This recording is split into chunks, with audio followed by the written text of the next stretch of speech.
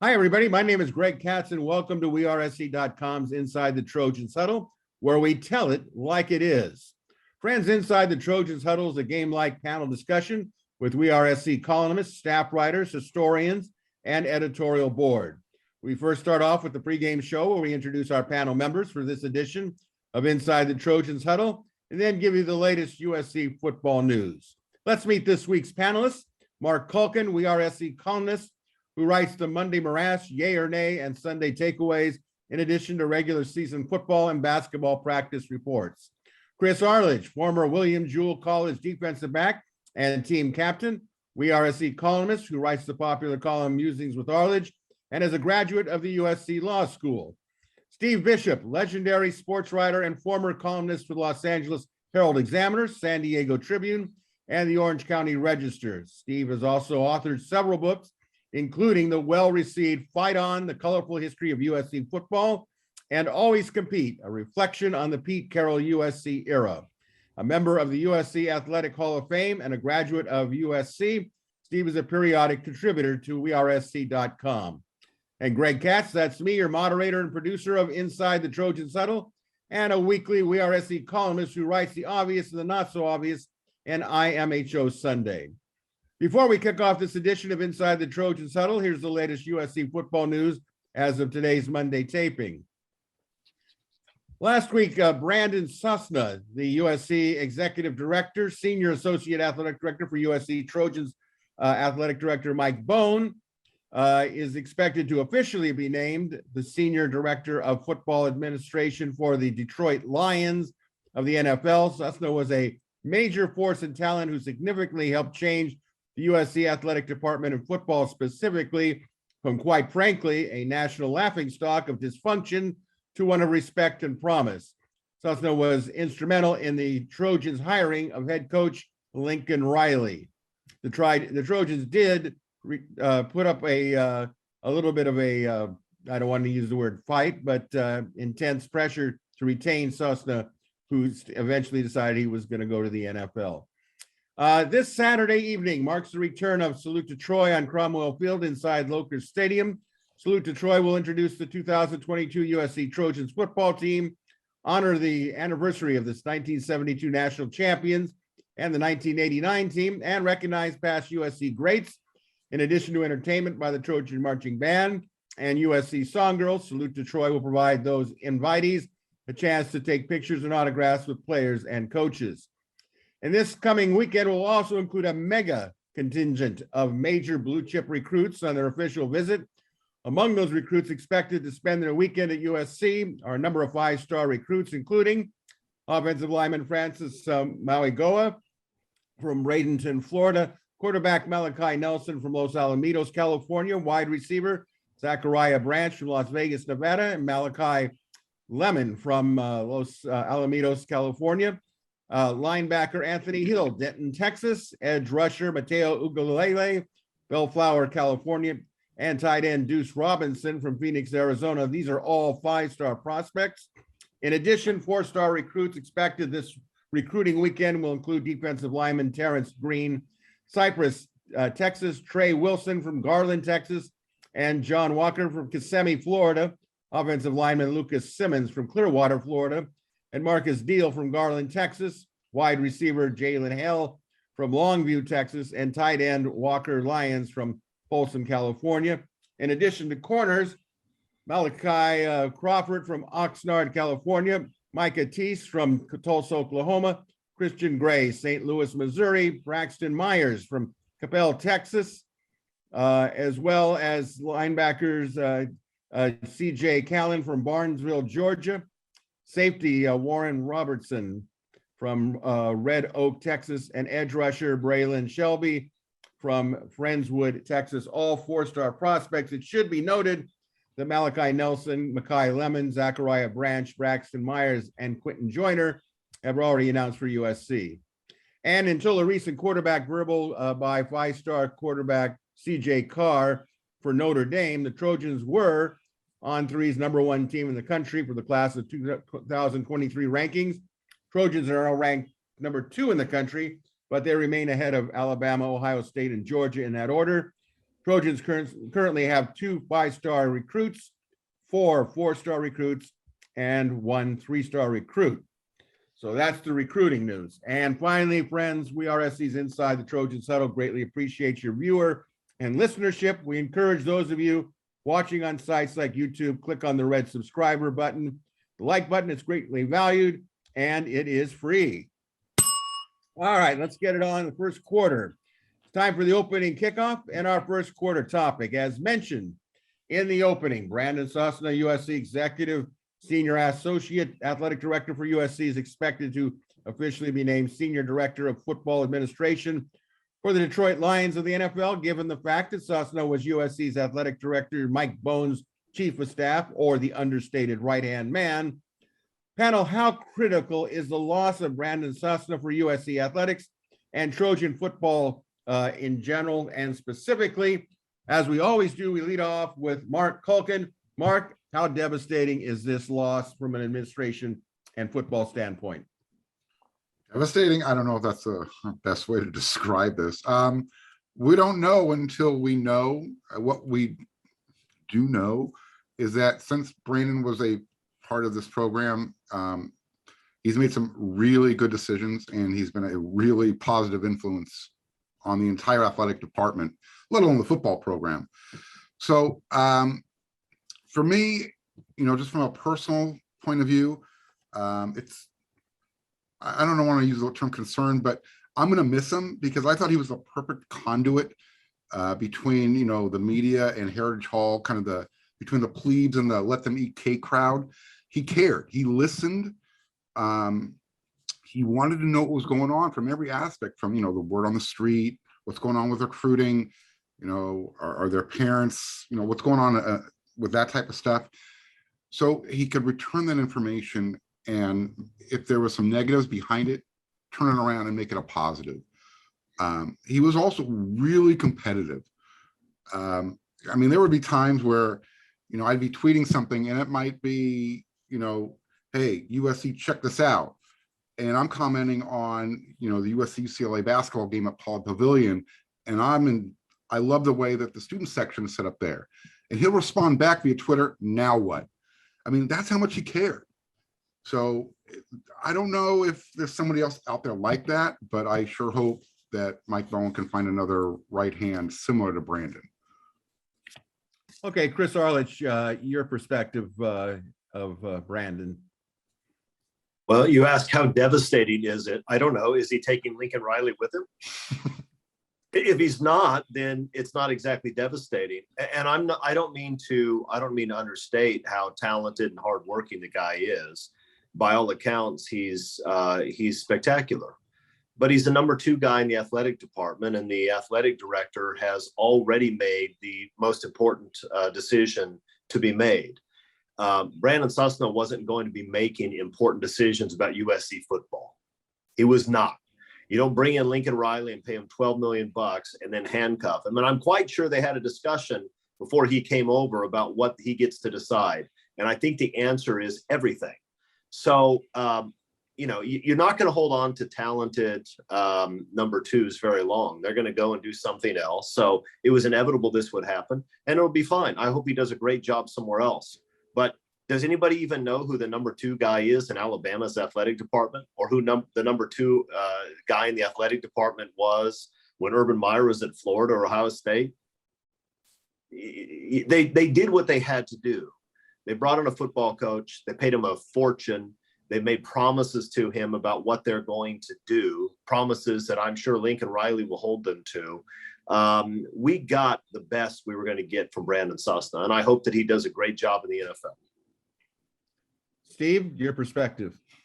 I tend to agree with Chris. I don't know the man personally, but by reputation, obviously, everyone seems to think he's very talented, and it's a loss. I think it is, but you could argue that he's already done the biggest thing he was going to do here in helping to get Riley. And nothing is going to ever be more important than that if it all pans out like most of us think it will. So I think he's done what he needed to do here. And at least we can be grateful for that. Now, if you lose them, you're sorry you lose them, but I don't think it's devastating. All right, well, Hey, Bishop just said, I tend to agree with Chris. I'm going to put that on my CD now. Is that all right if I quote you? Absolutely. If people ask me what I'm talking about and they don't really believe me, I'll say, I don't know, Steve Bishop, he tends to agree with me. well, I'm not going to agree with you. I'm going to support some of the things you said, but I'm not a Chris Arledge sycophant or whatever they call it. But I do have a great deal of respect for what you say. I will tell you this. I think the guy that's going to miss him is going to be the athletic director. And I have worked for enough people to know that, yes, sometimes nobody knows who the second guy is, but the second guy is calling the shots. He's got the common sense. He's the guy that says, you sure that's what you want to do? I don't know. Here's what I do know. The guy came from Cincinnati. They had a great working relationship. And Bone would listen to him, and Bone, yes, he made the final say in terms of hiring Lincoln Riley. He is the stamp, so to speak, not the rubber stamp, but the stamp. I think that finding a replacement is going to be a challenge for him, strictly in a working capacity to gain his trust. Some of the decisions may not. And I agree with Chris totally on this. Look, at Lincoln Riley's going to call the shots for football, no question about it. But there are other things, satellite stuff like fan interaction, media interaction, things that can make a difference. And without him there, is Bone going to be able to make those? Is he going to recognize it? Is he going to listen? Does he have a number two guy in mind who's going to give him that same comfort zone? I don't know, but it's going to be interesting. And the good news is, hey, for the guy, he obviously is talented. He's gone to the NFL. I think he wants to be a general manager. Maybe he wants to be an owner someday. But for SC's purposes, that has to be filled by someone that Bone will listen to, and hopefully he will find that man. Mark, you want to comment? I was just going to say, the two of them together, whether it's Bone or Brandon getting the credit, they've taken the football program at Heritage Hall out of the dark ages. Absolutely. I mean, they are very forward thinking. So regardless, again, Brandon gets a lot of credit for it. Hopefully, again, they can find somebody who continues on that path. Hopefully they don't just, it's the next person in line doesn't just get the job because they're already at USC. Let's continue that innovative, forward thinking type of progress. Absolutely. Totally agree with you. All right, let's move on. Second quarter. Well, everyone seems to have rankings this time of the year. Who's the top team in the country? Who is team 1, 2, and 3 for All Americas? And I've kind of not always been, should we say, challenged by ranking the Pac-12 coaches, but I felt this was the year to do it. So what we're going to do in the second quarter, guys, as you well know, this is the time of the year, as we said, such things as preseason top 25s, All-America teams. We're going to rank the Pac-12 coaches 12 to 1, and we'll divide it into two parts. In part one, you'll rank Pac-12 coaches from 12 to 7, and then we'll reshuffle, and then in part two, we'll rank Pac-12 coaches 6 to 1. In giving your rankings, please give us a brief explanation for each coach's placement. We're going to start off here with Steve Bishop. Steve, start off year 12 to 7 and give us maybe a brief overview on why you picked the order that you did. All right, I'll try here. My number 12 was Jake Dickert of Washington State, simply because I don't know much about him, and we haven't had a chance to really see. I think it's always a difficult job there. I wish him well. He could move up easily if he has a good first full season. So I'd put him there basically until we know more. Number 11, I had Carl Durrell of Colorado, and that's probably based more on what I knew of him when he was at UCLA. Very nice man, very classy man. Beautiful person. Didn't think he knew a lot about football. Maybe he knows a lot more now. he didn't do terribly in his first season at Colorado, but he didn't exactly light it up either. So I have him at 11. At number 10, I've got Jed Fish of Arizona. Had a really not very good year in his first season there, but I knew him somewhat at UCLA, and I think he has potential to be at least there and maybe higher. Number 9, I had, who do I have? Oh, the new Oregon coach, Dan Lanning. Correct. Again, because we have to see what he achieves. I thought he was at Fresno State, right? Am I right there? Dan Lanning? Did wait, I've got the wrong guy. That's all right. I think Lanning was Dan at Lanning, you're Georgia. talking about from Georgia. Yeah, that's right. I'm sorry. He was the defensive coordinator at Georgia. I think obviously if he coaches defense here the way he did there, he had a lot greater material there, obviously, than he'll have here. But again, he's someone who could really move up just based on his credentials, but I don't see how you can rank him too much higher until we see what he does as a head coach. Number 7, I had Jonathan Smith at Oregon State, who I've liked.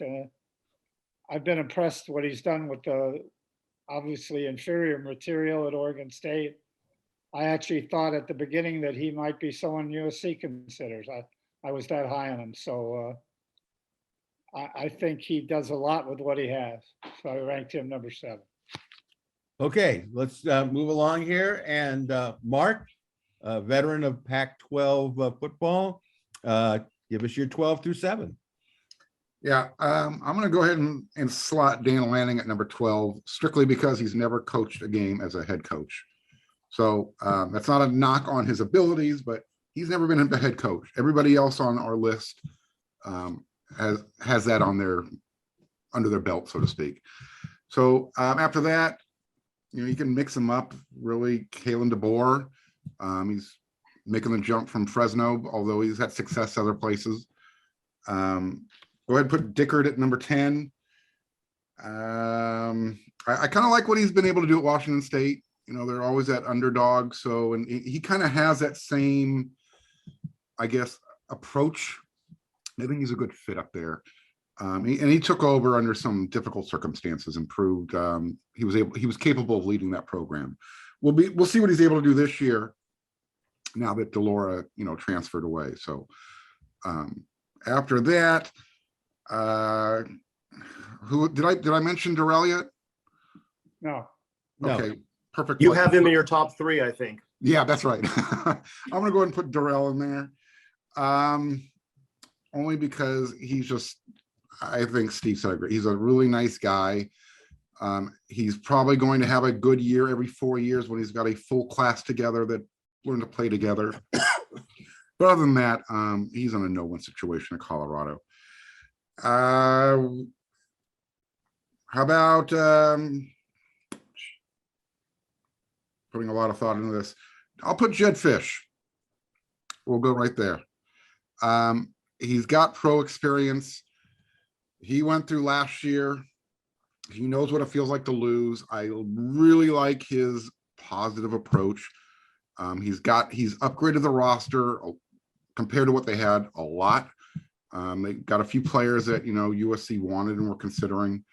We'll see how we can develop them now. Okay. All right. Chris, what do you got? I'm going to do it in tiers because I think that Mark, do you have some Kleenex for Chris that you could just kind of reach across to wherever Chris? I'm not even going to go Victor Borgia. That was a really bad joke. Oh, Katz just told a joke. I didn't understand it. What? Okay, now you try to be nice, and once again, the I true don't think you were Arledge trying to be comes out. nice. Yeah, you need a little. Can I get a little something when the venom starts dripping down your man. lower lip? Even Okay, Henny Chris, Young, tell us what even you got. Henny Youngman is still giving you the frown face. Half these people don't even know who Henny Youngman is. Half the people would never tell that joke, Greg. You don't know that. That's Go a ahead, Chris, I'm supposition on your sorry. part. All right, Chris, tell us what you got. All right, my bottom tier. This is the farewell tour tier. These are the guys that if you've ever wanted to see them, you probably need to do it this year because there's not going to be another year after that. In that tier, I have Carl Durrell, who may very well be a nice guy, but he's going to win a couple of games this year at Colorado and then get shown the door. Durrell's best season ever as a head coach was the season he won 10 games with UCLA and went into the Coliseum and gave up 66 points to USC and almost 200 yards rushing to Reggie in one quarter. That was a great game, by the way, because the Bruins actually felt pretty good about themselves coming into that game. I mean, they were 10-1. You can't feel too badly about that. And USC just absolutely stepped on their neck and crushed them in front of everybody. It's hilarious. Also on the farewell tour is Herm Edwards. I'm actually surprised he gets a farewell tour. I thought he would just be shown the door. He had some decent early seasons and it looked like he might do something. But now it appears that what he's largely going to do is violate NCAA rules and lose most of his roster to the transfer portal. He's gone. So those two guys are out. The next group are unproven guys who may turn out to be something, but I doubt it. I put in that category Jake Dickert. Okay, I don't know, Chris, just for what number is Jake Dickert now? He's number on your list. He's in my. I'm grouping them, Greg. I'm grouping them. He's in that.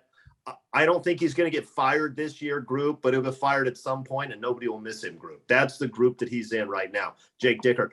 He got the job because the other guy didn't want to get vaccinated. Whatever. He's at Washington State. If you're a Wizard, you can win some games at Washington State. I bet he's not. Jed Fish seems to be recruiting pretty well, but he's at Arizona. And you know, it's tough to recruit at Arizona because if you've been to Tucson, you realize there's not really any reason to stop there if you don't have to. So I think he's going to have trouble recruiting over the long term. And then I'm going to go with Kalen DeBoer. Actually, he was okay at Fresno State. He might turn out to be something, but I'm going to put him in this category anyway. I think he won't be. I think he's going to fail. So that's a bottom five, right? And I'll go with Justin Wilcox next. Wilcox is not in that category. He's in another one with Shaw and Chip Kelly, but I think those guys are slightly better than him. So I'm going to start this category to finish my bottom six with Wilcox, who's a pretty decent defensive coach, surprisingly enough, because when he was with Clay Helton, I didn't think that was the case. I thought he was terrible, but he seems to be a pretty decent defensive coach. He is an awful offensive coach. And unless Cal's going to win a lot of games 10-9, he's not going to win a lot of games. That's my bottom six. All right. Well, I'll try to be swift on this. My number 12 is Dan Lanning from Oregon. He's never coached. Mark mentioned that. I totally agree with that. Number 11 is Carl Durrell. I don't know how he keeps getting hired. He was 4-8 in 2021. Number 10 is Justin Wilcox from Cal. Not much offense. I think he's a decent coordinator. I think he's, in my opinion, overrated as a coach. Just who is he? Is he USC's defensive coordinator where he was not very good? Cal's where he's been pretty acceptable. Number 9 is Herm Edwards. What has he done? He's got a winning record, 25-18 in 4 years, but really I don't think they've lived up to what they're supposed to, and they're in a world of hurt right now. I agree with Chris. I don't know how he's still there. Number 8, I put on my coaching hat on this one. Jed Fish for Arizona. I know that they were only 1-11, but they were competitive. And yes, Tucson is an armpit, with all due respect to those that live in Tucson. But I thought his teams really competed. He had a good recruiting year this last time. It'll be interesting to see when he has players. And number 7, I've got Kellen DeBoer from the first year at Washington. He does have a good past as far as being a head coach, whether it's been in NAIA or NCAA. He's 79-9 in 7 years. And I think that he's an offensive guy. He's had a lot of recognition for that. So that is my number 7. So let's reshuffle and go now from 6 to 1 in the same order. We begin with Steve Bisheff. Steve, 6 to 1. What do you got? Okay. First, I want to I made a quite small mistake here. I had Justin Wilcox at 8. I jumped him there, and Jonathan Smith was 7. Justin Wilcox, like you guys said, I think he's a really good defensive coach, but his offense so far is lacking. It's a tough place, Cal, to coach too, but he's shown some ability. So I'll jump to number 6. I had Chip Kelly at number 6, partially for political reasons to keep everything calm in my house. My wife and oldest son are both UCLA graduates, so I have to be careful. Now, I think obviously Chip struggled mightily there for his first few years. I think he showed some flashes last year. He certainly crushed USC, but although the Trojans at that point weren't much, but he did do that. I still think he lacks recruiting ability, doesn't seem to be energized about recruiting, and I think unless he changes that, he's not going to last. But anyway, I ranked him 6. I had 5. I had Kalen DeBoer. I was impressed with his Fresno State teams. Every time I watched them, they were very well coached. They won some big games against some good teams. With an upgrade of talent at Washington, I think he might be a force to deal with at some point. Maybe not right away. At number 4, I had Herm Edwards, who I've always liked. I do wonder how he's lasted with all the controversy. He has shown some flashes of coaching ability, but I could never rank him much higher than that. At number 3, I had David Shaw, the veteran in the conference, has had some very good teams. I thought he was a little disappointing when he had Andrew Luck. I thought he should have gone further than he did. You don't get Andrew Lucks very often. And in the last couple of years, he's dropped a little bit. He struggled. Number 2, I had Kyle Whittingham, who I think is a terrific coach. And again, I thought at the beginning that he was someone SC should consider. I think I've known him a long time. He's not a big fan of mine. I understand from my days covering the Rams when he was an assistant, but at Utah, he's done a terrific job, I think. And his teams, just look what he did in the Rose Bowl. It was a tremendous effort by Utah in the Rose Bowl, I thought. And number 1, you have to rank Lincoln Riley just off his accomplishments at Oklahoma and what he's done. Made it to the national playoffs a couple times. You can't knock what he's done. Produced Heisman Trophy. He has to rank number 1. Does he have to rank number 1, Mark? We'll find that out. So, Mr. Kulkin, give us your 6 through 1. Yeah, I'm going to go ahead and I agree with Steve with Chip Kelly at number 6. And Chip's success tends to be when USC sucks. It happened when he was at Oregon. They were good. USC was dealing with some issues, so to speak. Last year, they obviously dropped more than half 100 on USC. And that was probably USC's worst season in a Paul Hackett time since Paul Hackett was around. Go ahead and throw Wilcox at number 5 because, again, great defensive coach. I think Cal's a program just has a lot of bad luck when it comes to keeping their quarterbacks healthy. I think if they ever stay healthy on offense, and he's still their head coach, who knows what that program can do. I agree. Shaw at number 3 is probably about right. One, he's been around for as long as he has. He sticks to his guns. He has a plan. He's not changing from it. And then you can decide between Kyle and Riley. I think I'm going to put Kyle at number 1 strictly because he's got more tenure as a head coach. And until Lincoln Riley beats him, it's half a dozen in one hand, 6 in the other, as far as I'm concerned. Wow. You showed a lot of guts there, putting Kyle number 1. 1A, 1B. Okay. We'll go with that. Let's find out what Arledge has. He's already covered it. What's that? No, I'm sorry. Go ahead. Man, every time it's my turn to answer, you guys start talking. You're trying to filibuster me or something. All right, listen.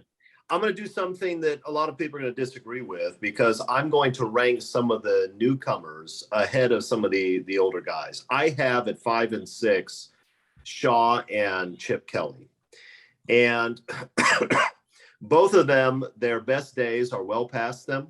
They're different coaches in a lot of respects. I mean, Kelly is more of an innovator, more of an offensive guy. Shaw is not so much an innovator, but sort of a solid, high character guy. Whatever. Neither one of them are going to win very much going forward, I don't think. David Shaw has been overrated for years because he did a nice job of slowing the slide after Harbaugh left. Harbaugh built that program. David Shaw inherited a fantastic rebuilding job, and then kept Stanford slowly from falling back into mediocrity, but felt they did, and that's where they're going to be. And that's where Shaw is. He's mediocre. Chip Kelly the same way. Chip Kelly was an innovator in his prime, and that offense gave people problems, especially when when the referees weren't slowing down offenses, and people had a difficult time dealing with it. And look, Kelly did a really nice job of, one, recruiting speed, and two, finding ways to get those guys in space. So you have a single missed tackle, it could be a touchdown. We haven't seen a ton of that from Chip Kelly. And frankly, I don't think he's working all that hard. I haven't checked his timesheets, but he strikes me as a guy who's just sort of lazy. His recruiting is lazy. His program is lazy. Number 5 seems about right for him.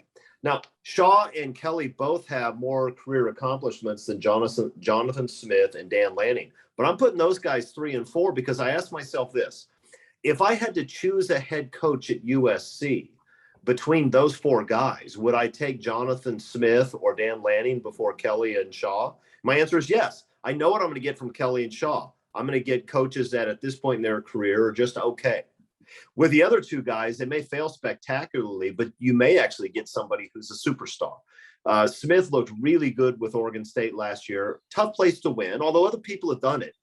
I mean, Riley didn't do a terrible job there, and obviously old Miami coach. Come on, you can do it. Help me, guys. Nobody's throwing me a lifeline. You want a lifeline? Help him, Kulkin. I'm sorry, which old Miami coach are you referring to? Which program were you? Dennis Erickson? Dennis Erickson. Yes, Dennis Erickson. I mean, Dennis Erickson. How about a thank you, Arledge? How about a thank you at least? No, I'm not. You left me out there too long. You were not a friend to me. Go ahead. So you can win there. And Jonathan Smith might. Dan Lanning is, by all accounts, a fantastic recruiter. He had a great defense at Georgia. I don't know how responsible he was for that defense. Kirby Smart is a great defensive coach. They had a lot of talent. Lanning's not responsible or solely responsible for that talent. But I think if I had to choose between those 2 guys and the guys behind him, I think I'd take a flyer on Lanning than hire any of the other coaches on the list. I certainly wouldn't rank him last like some of you guys did. That's nuts. All right, number 1 and 2 is obviously Riley and Whittingham. I'm putting Riley number 1 because I think at this point he's got a long runway ahead of him, and Whittingham is sort of coming towards the end. But I think Whittingham is spectacular. His teams are tough, they're disciplined, and recently Whittingham has opened up the offense, and I think it's made a big difference for Utah. Utah is a tough, gritty football team because Whittingham is a tough, gritty dude.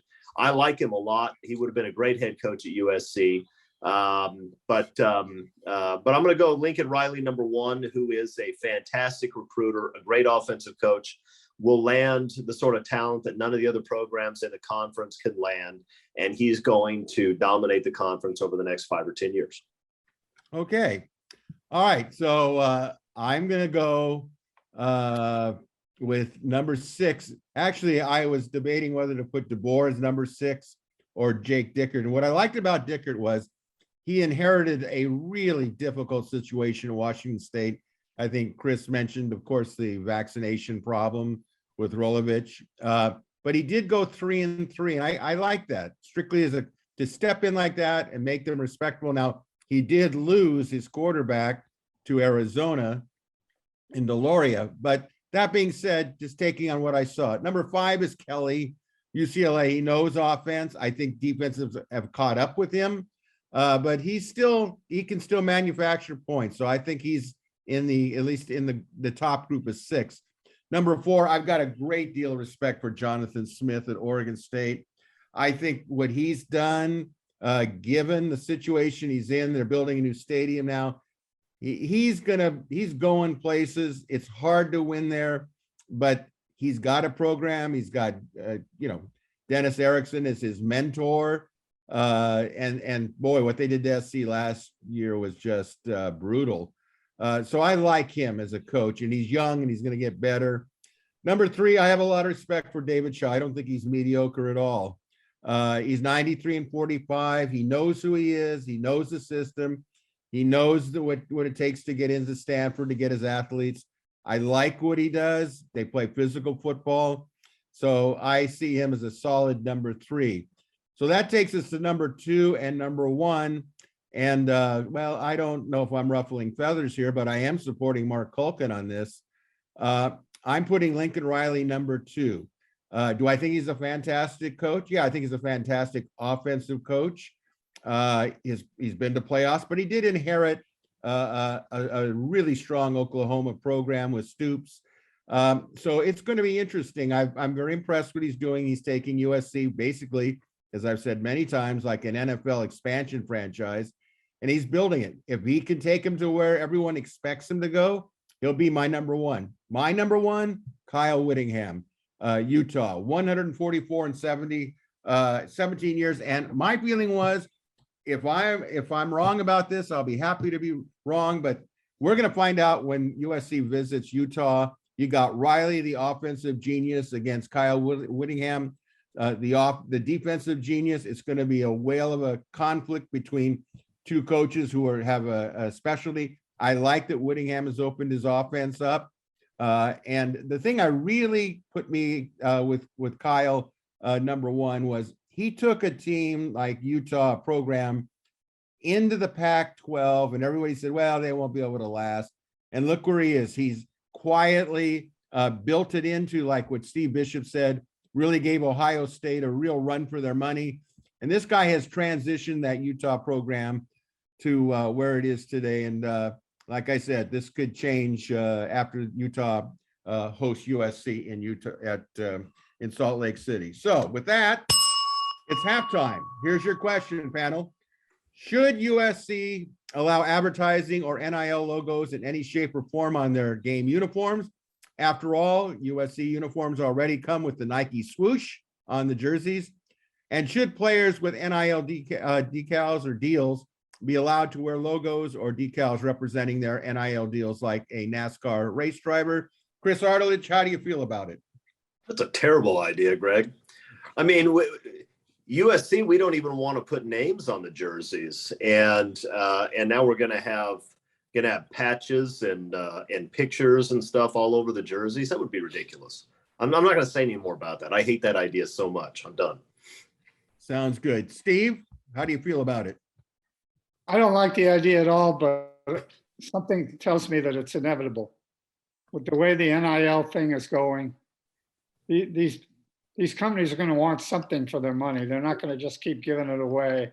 They're going to want some kind of recognition. And I think we're going to end up with some. Hopefully, they're not going to look like race car drivers. But I wouldn't be surprised in the next few years if we spot some of those decals on the uniforms. Mark, will it shock you? How do you feel about it? Will it shock me? No. Do I want it to happen? Absolutely not. I saw these little advertisement logos on the Laker jerseys, and it's like, it made those look bad. The Little Wish Foundation, whatever it is, no, this is not what it's about. You want to put something on your eye black, go for it. But other than that, terrible idea. Should never happen. Well, I will say this. I think it's inevitable. I agree with Steve. I think it's going to happen. It's the question of where they put these logos and all these other things, because here's what the problem is going to be for USC. When other schools of notoriety start putting it on those uniforms, allowing kids to promote themselves, then SC is going to have to make a decision on what they want to do. Mark, you want to add something? I can see your. It's not going to be on the uniform itself. It's going to be something personal, like the gloves. Every time those hand gloves come together, that's your advertisement. In the palm. you think? I think that's where it'll go. Yeah. Okay. Yeah, you could see towels. I mean, Sure. you Good could see, point. and that wouldn't offend me really. But the uniform, the helmet, the jersey, no. Absolutely. All righty. Well, let's move on here. Before we begin the second half, a reminder that you're watching or listening to WeAreSC.com's Inside the Trojans Huddle. This week's WeAreSC panelists include Marc Kulkin, Chris Arledge, Steve Bisheff, and I'm Greg Katz. We also encourage you to check out WeAreSC.com's website, part of the On3 network. Become a subscriber to the best coverage of USC football and Trojans athletics. And as a reminder, WeAreSC.com is currently offering a WeAreSC 7-day free trial, which includes monthly or yearly payment options to view our exclusive On3 Plus content, which includes breaking stories, analysis, and data for USC football, basketball, and the balance of athletics. All right, we kick off the second half of the third quarter with this question. Panel, just for pure speculation and leaving out quarterback Caleb Williams on offense and defensive lineman Tuia Pelotu on defense, predict who will be the alternative most valuable player on offense and defense, respectively, for the 2022 Trojans. Marc Kulkin, who's it going to be on offense? Who's it going to be on defense? It's got to come from that running back spot. So let's just throw Travis Dye, who I think was built for this offense. If not him, Austin Jones. Again, it's going to be a running back. We know that the running game is a major part of this offense. So if Caleb Williams isn't the guy, it's going to be the guy carrying the football. On defense, as much as I would love for it to be Solo, we don't know exactly where they're going to play him yet. I think it's going to be that rush end position. Whether it's Corey Foreman, Romello Height, I don't know. But we know that Alex Grinch likes to get after the quarterback. So if it's not Thule, I think it's going to come from that rush end spot. We just got to see who locks it down.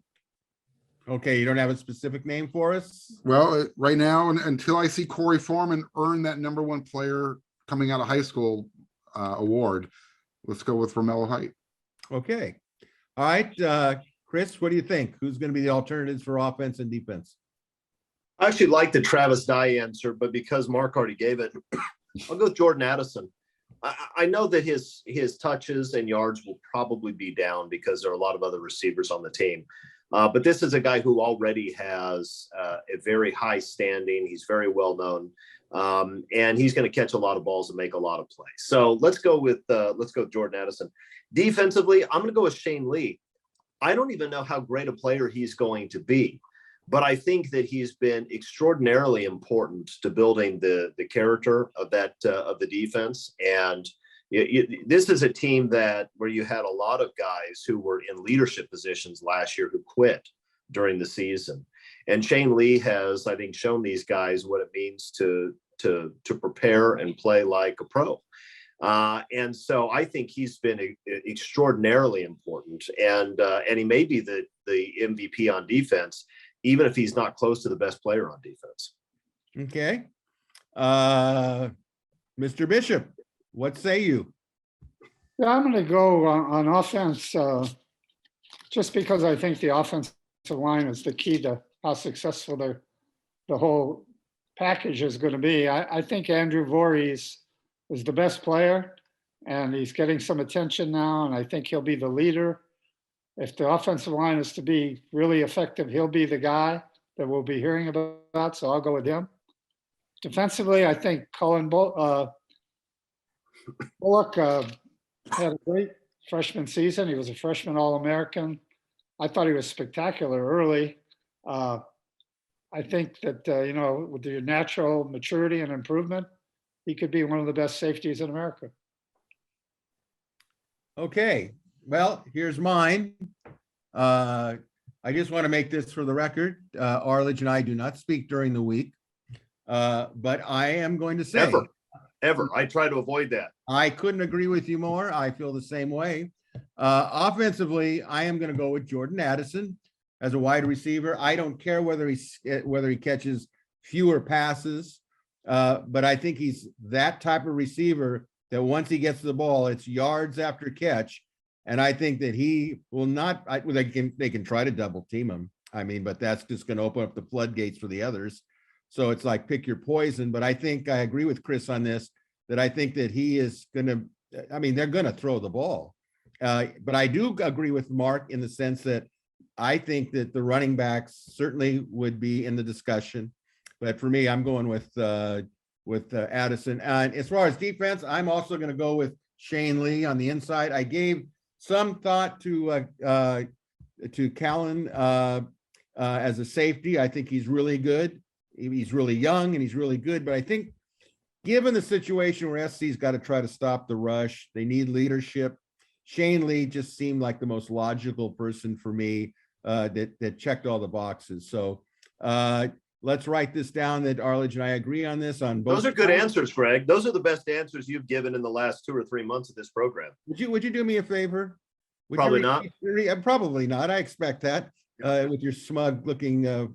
But you know what? Okay, let's just put it this way. Just repeat what you just said.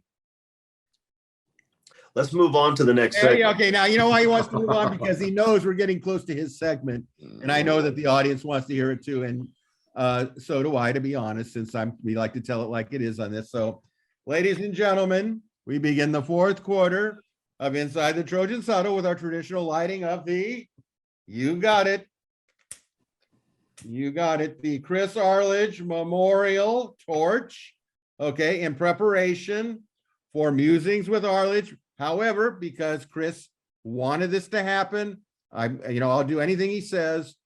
Let me just say before we go to Chris, a reminder: any comments or opinions expressed by Chris Arledge are solely his own and are not in any shape or form a reflection or the opinions of our panel, We Are SC, or On3. Any republication, rebroadcast, use, or descriptions of Musings with Arledge without the express written consent of the William Jewell College Football Alumni Association or Major League Baseball is prohibited. So, ladies and gentlemen, we now bring you Inside the Trojans Huddle, Chris Arledge, Musings with Arledge. Go for it. Thank you for that introduction, Greg. That was solid. And yes, the William Jewell Cardinals are very interested in stamping out the infringement of Musings. I'm going to mix it up a little bit today, and I know that that's dangerous because those few people who enjoy this segment of the show want to hear unhinged rants, and you're going to hear unhinged rants. I have plenty of those left, but I'm going to do something a little bit different today because there's been something I've been struggling with for a little while. I think some of you will understand what I'm talking about. Some of you may not. We're going to see.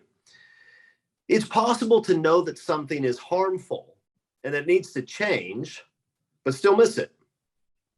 To still love it even and grieve its loss. In high school, we used to have our team meals at Sizzler on Friday afternoons before our games. You haven't experienced fine dining until you've experienced a Lake Elsinore Sizzler. And no, that's not what I'm going to miss. I don't miss a Lake Elsinore Sizzler. I'm making it just fine in life without that. But at those team meals, our coach would play the same video almost every week. NFL Crunch Course. For those who haven't seen it, it's a celebration, really, of the brutality of football. Essentially, it's about an hour-long highlight reel of players doing things that today would get you flagged, ejected, in the NFL fined, or maybe even arrested. And it was glorious. Now, don't misunderstand me. We know now what we didn't really understand then, and that is concussions are not a joke.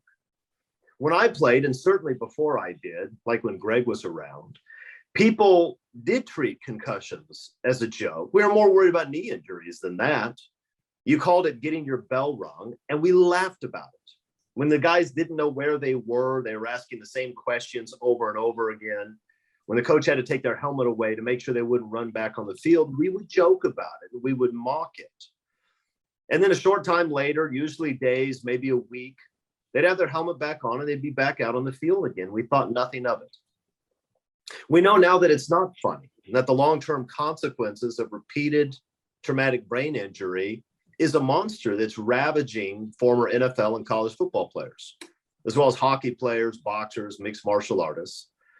So we have no choice but to take it seriously. We know too much now. We have no choice but to change the rules to protect players' brains. I personally know people who've died early, awful deaths because of this the constant brain injuries they suffered playing football. And I watched, as many of you have, saddened when heroes of mine, people I idolized but never met, like Junior Seau, also died the same way. So I understand that the rules must change. I understand that the culture must change. I know it, and I support it. At the same time, I'd be lying if I didn't say that I think we're losing something beautiful. I know that sounds strange to most of you, but it's true. There may be no bigger rush in football than the instant when you realize that you're going to be able to destroy your opponent and there's absolutely nothing he can do about it.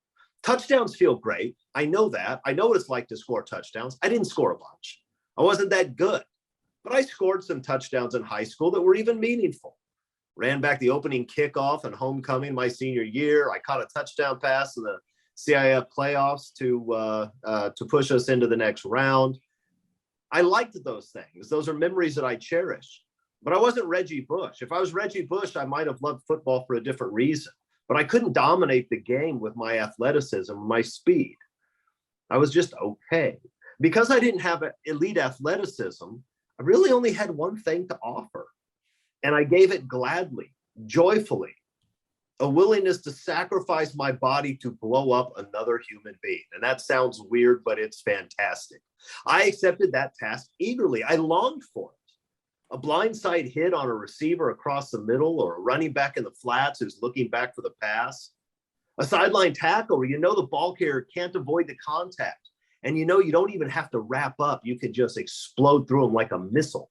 There was nothing better than that. I loved it. It's what made football different and special. It's why I played. It's the only reason I played. When I was a freshman in college, one of my older teammates mentioned that one of the guys on our team would knock himself out hitting an opposing ball carrier so hard. I took that on as my personal goal. One week I actually did it. Leading with my head, I went helmet to helmet with the ball carrier at the goal line. He didn't score. We both popped up, and my head was mush. I got pulled the next series because I gave up a long pass on blown coverage. And the strong safety told the coach that I didn't know where I was, which I didn't. I only know this because I was told it later. I played a series without knowing who I was or where I was or why I was there. There's a 4-hour block of time that I've lost forever. I watched a game in our film session that week that I played in but didn't remember. I got lost at the salad bar after the game. Some teammates had to go find me and collect me and bring me back to my seat. I had the surreal experience of waking up, actually becoming conscious, even though I was awake the entire time on the bus back to campus. It's a strange feeling, becoming self-aware that way.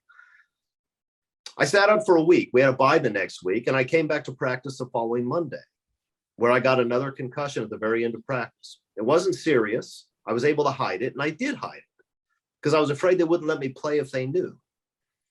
I look back on this sort of thing, pretty common at the time, I think, and I cringe a little bit.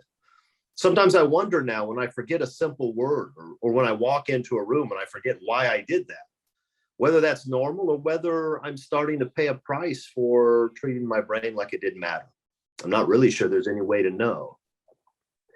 I know football had to change. I also know I was lucky. I was just a defensive back, not a linebacker or a running back. And I only played in college, small college ball at that. So I didn't subject my brain to years of high velocity abuse the way the NFL players do, smashing full speed into the best athletes on the planet. We had to change. We need to continue to make the equipment better, the rules more protective, the culture saner, the game safer. I know that and I support that. But I also know that when we do that, when we remove the blindside hits, the crazy warrior ethos, the intimidation, the Chuck Cecils from the game, we make the game safer, but we also lose what was best about the game in the first place. The very thing that made me and many others like me love the game more than anything.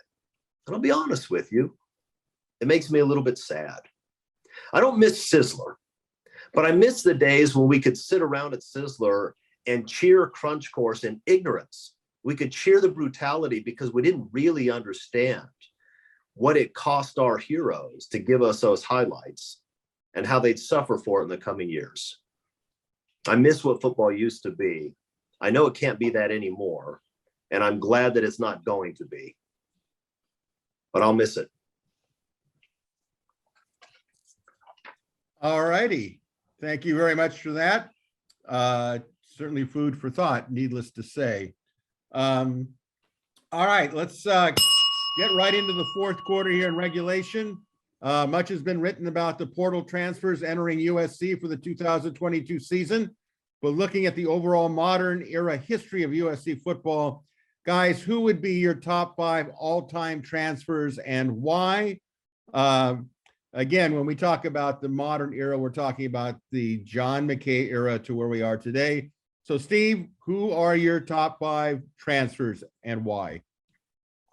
Well, I think number one is obvious.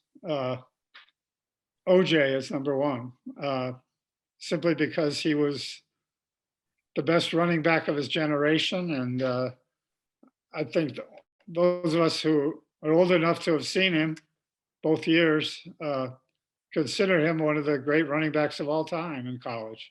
There's no question. He was great in the pros too.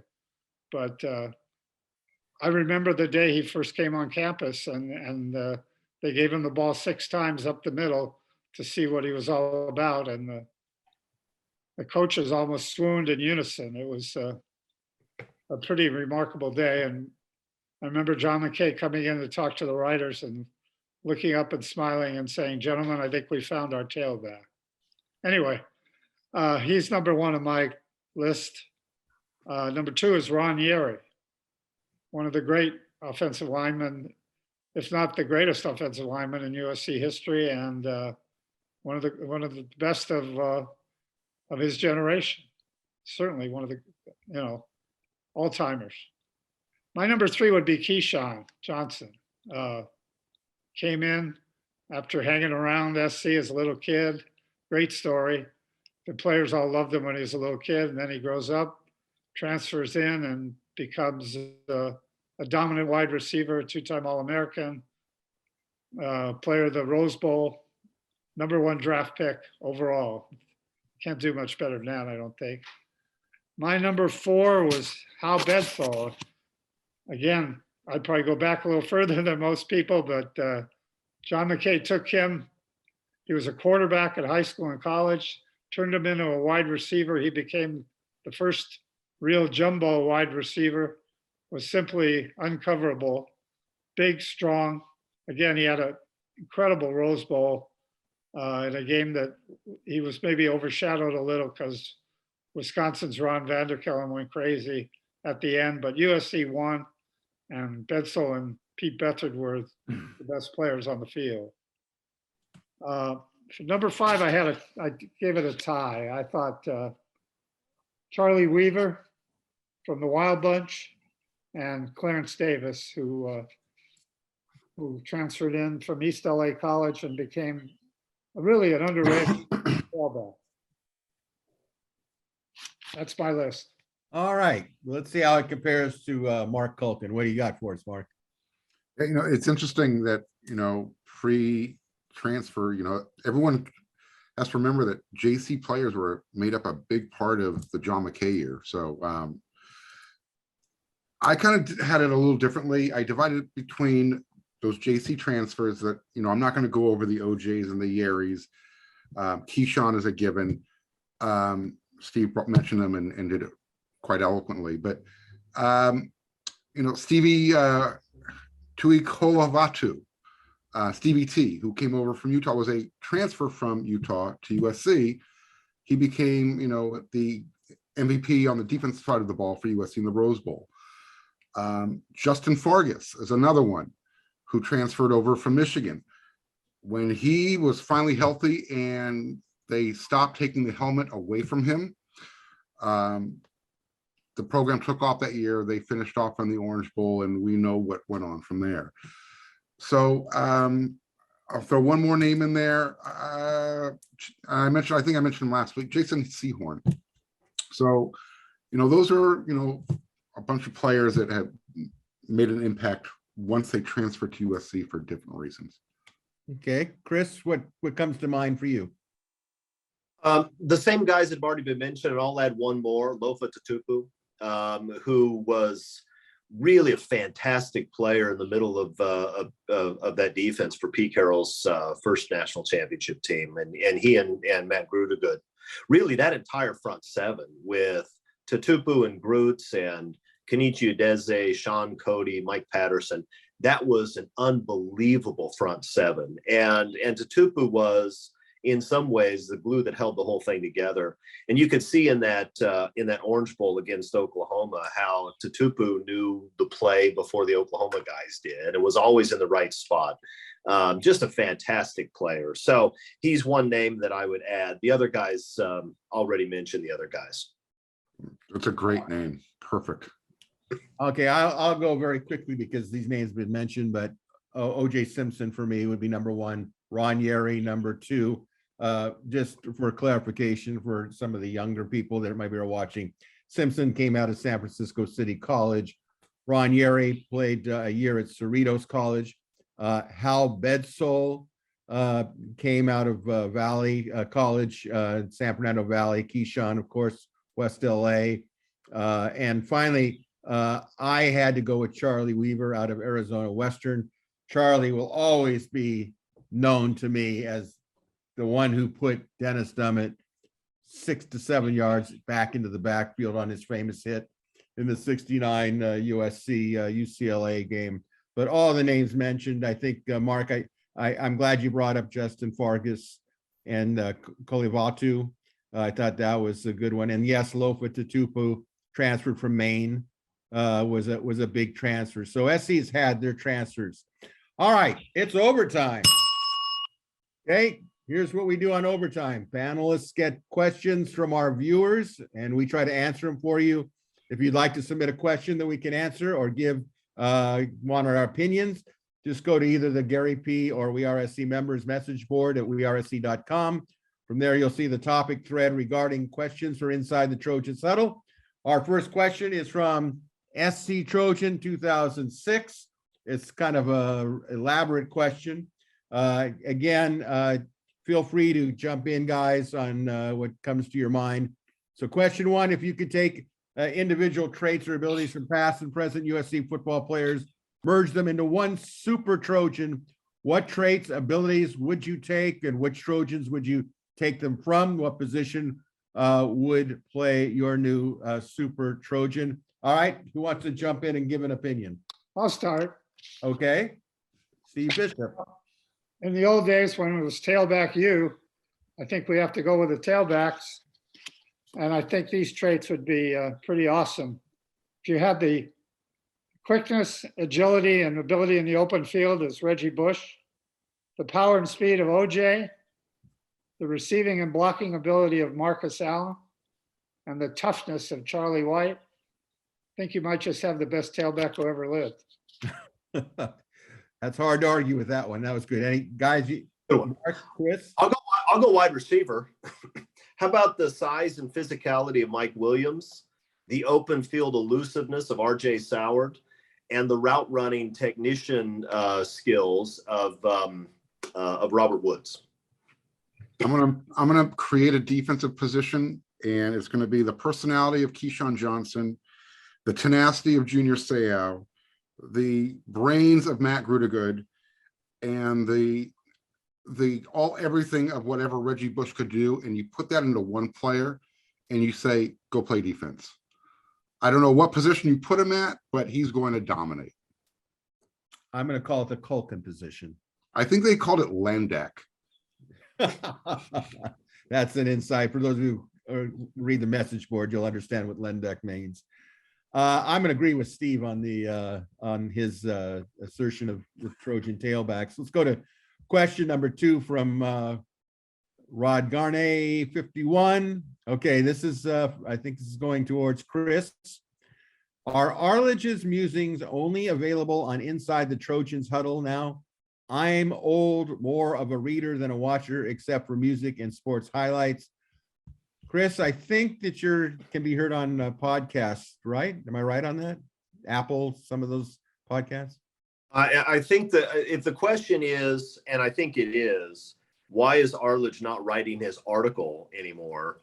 The answer is very simple. In the off season, it's difficult to find things to write about. And I'm so busy right now that unless I have something that really interests me, I'm simply not going to sit down for a few hours to write it out, especially if I'm going to put in a little bit of time. And usually it is a little bit of time to prepare for what we do on this show. I've been in trial for the last month. I'm going to be in trial for the next month. So I apologize. Those of you who would like to see me write something, I'm going to. Haven't done it yet. As we get closer to the season, I will go back to my weekly articles, and there's even a chance that I'll do something new in when it comes to We Are SC Video, but we'll announce that later. Very good. I would like to comment. Chris and I always pretend to be going at it, but Chris is a really respected lawyer. He's been in the who's who of everything that's lawyers. My son used to write for the Law Daily Journal, and I know Chris was mentioned in the Law Daily Journal, which is quite an honor. So for those of you that don't know what Chris also does, he is very, very accomplished, and I admire his work. All right, let's move on to question number 3 from Trojan fan in Bama. Which of these, okay, this is a good one. Which of these 3 schools do you all dislike the most? Put them in order from least to most dislike. Oregon, UCLA, or Notre Dame. Who's jumping in on this one first? I think he put it in order for all, at least for me. All right. Anybody else have an order? I'll jump in. Look, yes, all 3 are hateable, and but I respect Notre Dame in a way that I don't respect the other 2. Watching a football game in South Bend is one of my favorite things to do in life. I love watching a football game at that place. Nobody does history like Notre Dame. And if you've only met Notre Dame fans at the Coliseum, you don't realize that a lot of Notre Dame fans are actually smart and classy. The ones at the Coliseum tend not to be. So yes, I hate the Irish, but there's respect there. With UCLA, there's less respect. And with Oregon, there's no respect. I hate Oregon so much, it's difficult for me to express it. And I'm usually pretty good at expressing things. I can't stand the absurd uniform changes. I can't stand the fact that they pretend like they're a blue blood program where they've never won anything in their lives. I don't like anything about that program. I want the earth to open up and swallow that thing whole.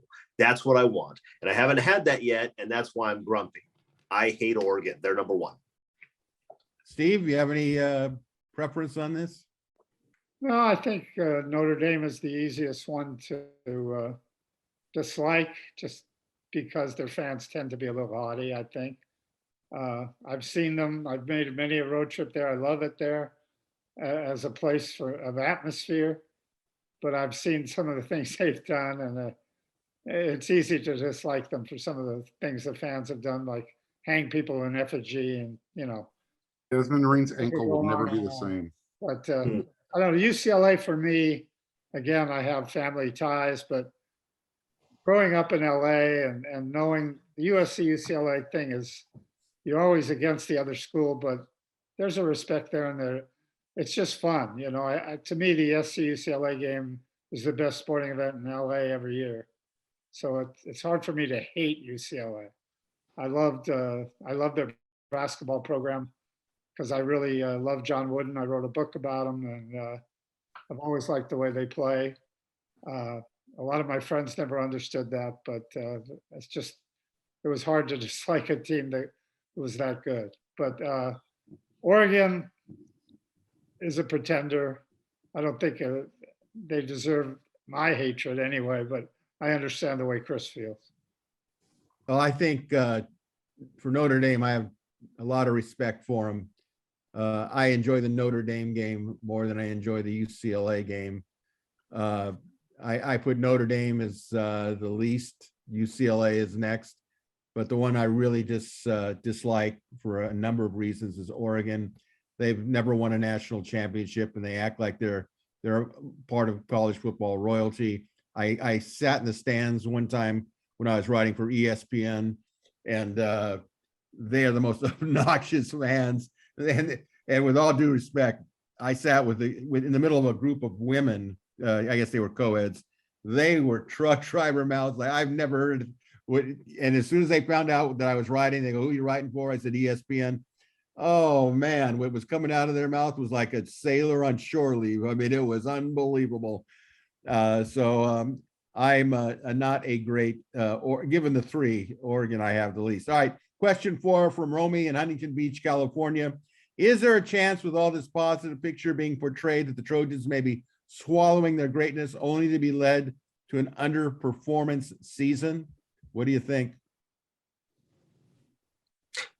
Look, anything's possible, especially if you have injuries. But if USC stays reasonably healthy, that offense is going to score a ton of points. I mean, they're going to score 45 points a game, and they're going to be in the top 5 offensively. And if you're scoring like that and you're playing against a schedule that is pretty mediocre, and USC's is, you're going to win 10 games. So no, that's not going to happen. The team's going to be good, and they're going to win a lot of games. Yeah, I need to know what Romy's underperformance bar is. I mean, everybody's got a different bar that they're setting. 10 wins, anything less than that, is that going to be is that going to be underperforming? It is. There you go. 10 wins or bust. I say 9 wins is the minimum. 9 and The 3. expectations are high, though, boy. You're going to have to win 10 to live up to it. I'll ask the question again. If you're scoring 40 points a game, you shouldn't lose one game. All right. All right. Let's move on. All right. I'm going to skip over this one because in the interest of time, I'm going to go to Benji. He had actually a 2-part question. First part is, will you explain how the teams from the Pac-12 conference will be selected? I assume for the championship game. Currently, it's the top 2 records. I think it's winning percentage. But what if there are several with the same win-loss record? What criteria will be used to select the final 2? I think one of them I know is head-to-head competition. And then I think it's like, what did you do against the next highest? There's a procedure there. Have any of you heard about some of the other tiebreakers? Yeah. Not after those few. I mean, you're starting to get into some crazy algorithms, I would imagine. Right. I agree. Who played who and when did they play him and how much did they beat him by? All right. We could find out and post it on the message board for those that are curious. All right. Now this last one is directed towards Arledge, so I think this will be a good one to wrap it up with. So this is again from Benji. He says, curious, does Arledge believe Reggie Bush should have been advised by his attorneys to be silent regarding the charges against him? If so, is that a possible explanation for his failure to apologize? I too hate the impact on the players and the programs for the draconian NCAA ruling, but how much of that was Reggie's fault and how much was Pat Hayden's failure to fight for USC against the tyrants in the NCAA? Notre Dame and Ohio State did protest and they were successful. Hayden was a failure. Okay, Chris, your thoughts on this? 1, Hayden was a failure. Number 2, Hayden and USC should have fought the NCAA, and they would have had a reasonably good chance of succeeding, as all the other schools who stood up to the NCAA afterwards found out. But on the real part of the question, everybody always wants to bring up Reggie in these questions, probably to set you off, Greg.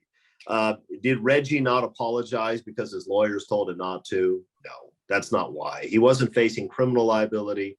There was no litigation. Reggie didn't apologize because he didn't want to apologize. And that's still the reason that he hasn't apologized. And is that okay? Not really, but I suspect that Reggie looks at it and says, okay, I was getting money. I know that there are lots of other people that were getting money too. And Reggie's not pointing out those names, but he knows that. And all the players know it. And even Greg knows it, even though he pretends that he doesn't. That's why he hasn't apologized, because Reggie knows Reggie knows that he wasn't the only guy that was getting money that he wasn't supposed to get under NCAA rules. He knows he's not the only Heisman winner who's gotten money when he was playing his Heisman season. And so Reggie doesn't think there was anything wrong with what he did. The problem is that Reggie could have and should have paid off Lloyd Lake so that the program didn't take a hit. That's where he went wrong. It has nothing to do with lawyers. It has nothing to do with the law. It has everything to do with Reggie not wanting to apologize.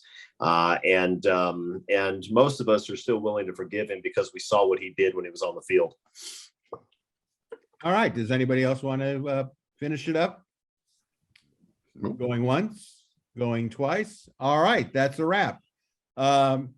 Thank you all for the edition of Inside the Trojans Huddle. A big thank you to this week's panel of Marc Kulkin, Chris Arledge, and Steve Bisheff. Great job as usual by our three panelists. And a special big thank you to all of you for watching or listening to Inside the Trojans Huddle. Until next Tuesday, this is your host, Greg Katz, reminding you all, everybody, fight on.